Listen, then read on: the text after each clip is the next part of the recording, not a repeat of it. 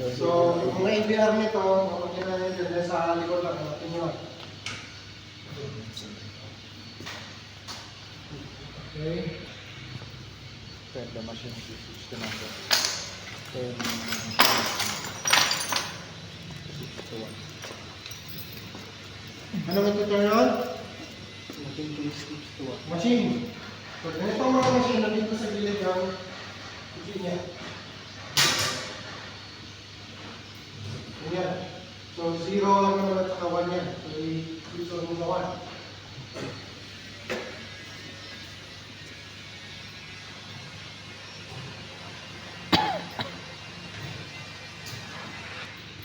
And then, okay, PC. Ang iba kasi, mga pasko ng mga trainees, tinaturn na nila yung PC tapos nag-analyze sila na magkukulit. Hindi mo kukulit yan kasi gumagana ng connection sa makina ko. Hindi mo dinarlearn yan. Hindi mo dinarlearn yung application na gagawin mo. So, ginagamit natin na application dito, controls, is tinatawag na CNC12. So may mga makina dito na ganyan. Automatic siya magbubukas yung CNC12 application. Pero may iba, hindi. Magka-iwakan na lang siya manually. Okay? Ano na yan?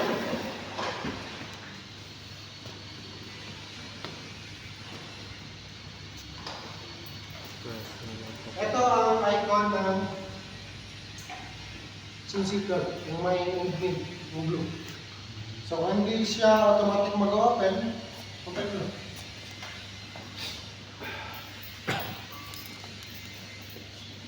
Hintayin mo. And then usually kasi dito, pag-open, may red. Ano ibig sabihin ng red sa mga machine? Alert. Alarm. Diba? So, tingnan mo lang ang alarm na sabihin mo, just follow the instructions kung ano sinasabi ng makina. Sabi niya, reset initiated, press reset to clear. Ito ang reset, pinakamalaking button, yung red. Okay? So, click mo lang yan. So, mawala yung light, green na siya. Usually pag open, nakakuan dito. Ganyan, emergency stop. So, ang alam naman niya is emergency stop detected. Pag ganyan ang course, pull mo lang lang. Okay? Now, ano next? Performing reference procedures. Ang ibig sabihin ng reference procedure is you set the machine home. Ang machine kasi, kailangan niyang malaman ang starting point niya bago siya makakapunta kahit saan. Dito lang ng tao na kahit kung saan gumising, alam mo na kung saan pupunta. Diba? Kahit gumising mo sa bahay, okay lang, alam mo mo, okay na, hindi. Dapat start siya muna sa home niya bago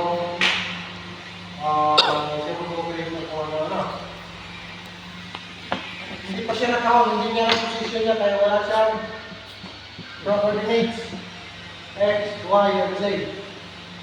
So, anong gagawin dyan? Sabi? Press, reset home. Ang reset home is dito. Dito ka, dumimik pa rin ito.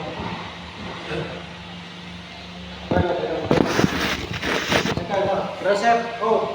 Oo, sir. Kung click mo lang yan, automatic yan. Mag-home yan, Z-axis muna, Y, and then X. Baliktad. Z, Y, X.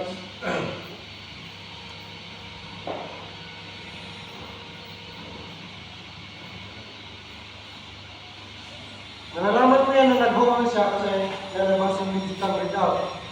DRO. Yung coordinates. Yung current coordinates niya. Alam na niya kung saan siya. Okay? So, may establish na naman nila yung position niya. Nandito ko lang po. So, sige. Saan na ako magkalas? Parang gano'n. So, ayan na siya. Now, anong next? Naka-home na siya. So, next is manual positioning for jogging. Anong jogging? Jogging. Sa CNC, tinatawag natin term na jogging is to move. To move the tool, to move the machine, to move the table, to jog the machine. Okay, so that's jogging. Manual mo siyang move. Okay? Now,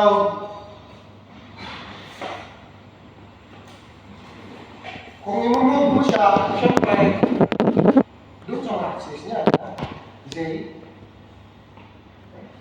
X, tsaka Y. Diba? Z, X, Y. Okay? Now, ito ang mga buttons for jogging. Ito siya. So, this is X negative, X positive, Y positive, Y negative, Z positive, Z negative. Lagyan natin ng tool para makita.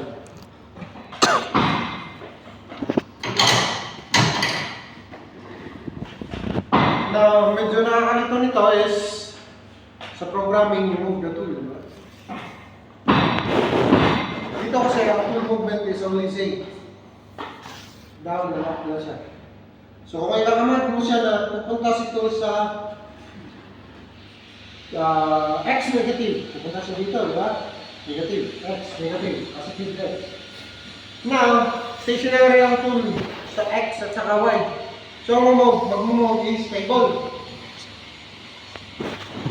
So, imagine mo lang na pumunta siya dito. But then, stationary ka sa dito at pupunta doon. Sa table.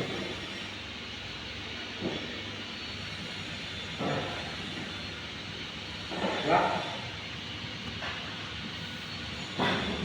So, table lang nag-move. It is tool. So, ganyan siya. One year is, say, yun ang movement ng tool. Okay? Now, what's that? Sa movement pala ng tool, meron tayong dalawang mode. Incremental mode at saka continuous mode. Ang continuous is obvious, di ba? Pag incremental is isang pindot mo, isang increment. Ano yung increment is yung distance na set kung ano ba ang itatravel niya. Okay? Now, ang increments natin dito is times 1, times 10, times 100. Ang times 100 is 1 mm. Times 10 is 0.1. Ang times 1 is 0.01. Okay? For example, incremental tayo. Incremental na 0.1. Yan. Makikita mo ba movement doon? Makikita mo ba? 0.1.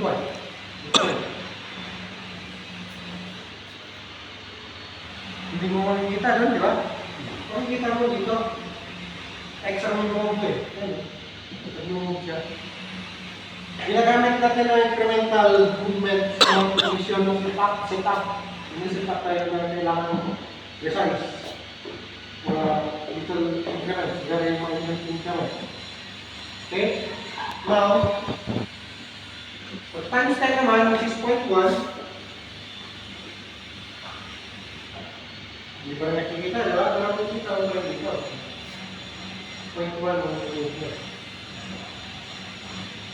100, that's already 1 mm. So, medyo makikita mo na yan. Yeah. Okay. That's incremental, ha? The continuous naman is diretso lang siya.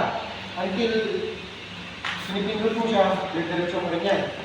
So, paano mo malalaman kung naka-incremental or naka-continuous mode ka? Dito. Itong button na to, sabi niya, incremental. Pataas, baba is continuous. So, paano mo malalaman kung alin ang naka-active? Sa mga dual buttons meaning dalawang function sa isang button. Kung ano yung nasa taas, active yan pag naka-lights on. For example, yan naka-lights on, incremental lang naka-active. Now, kung walang light, of course, yung function sa baba ang function which is continuous. Kanina naka-incremental tayo, di ba? So yan, naka-continuous na. Yan, nagagawin sa yan. Nasa continuous mode, may dalawang mode din tayo. Fast at saka slow. Yung digaw. Si turtle at saka si rabbit. Si pagong at saka si kuneho. Okay? Nag-difference na. Now, pag naka-lights on, naka-activate si pagong kasi si pagong nasa taas. Okay? So, naka-activate si pagong pag bumitaw mo saan. Pag nakatay ang ilaw, activated si kuneho. So, ganun siya. Okay? Now, pag nag-operate ka, medyo mahirap kasi ito na diba?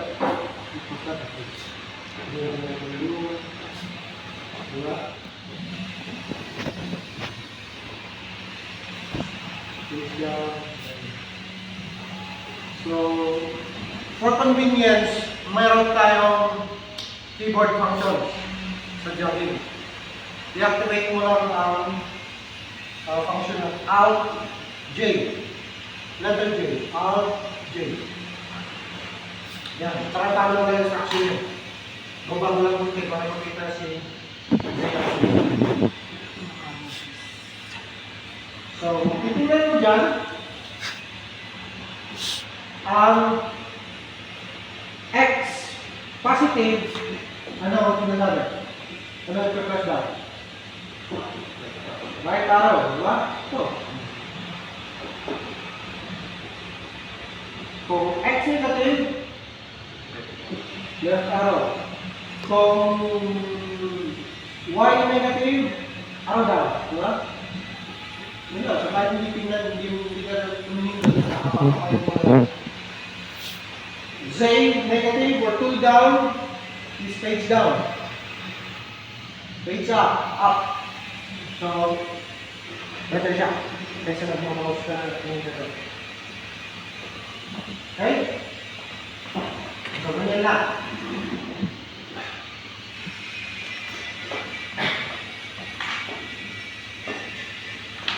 Okay.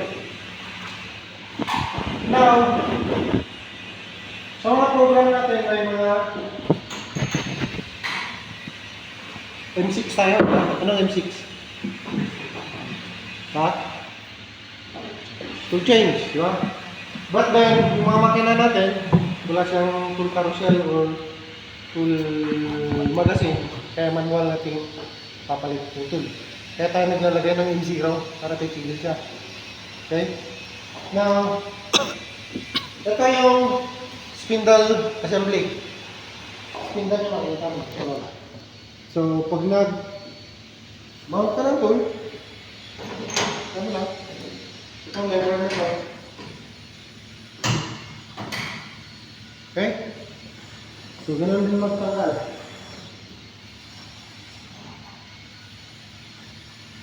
Okay?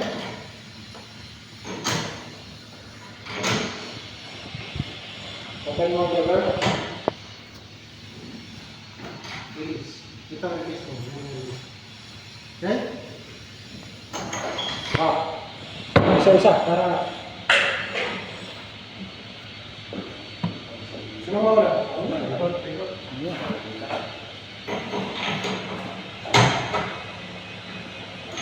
Okay. Okay. Ingat lang, matalas. Next time ha. Tayong gloves. Next time pala ha.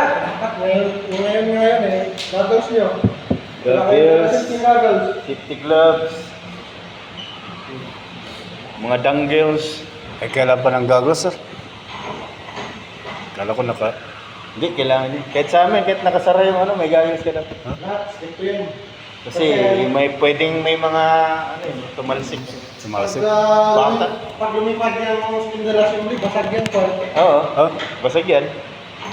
plastic pala yun. Ano, acrylic lang yan. Kaya safety always.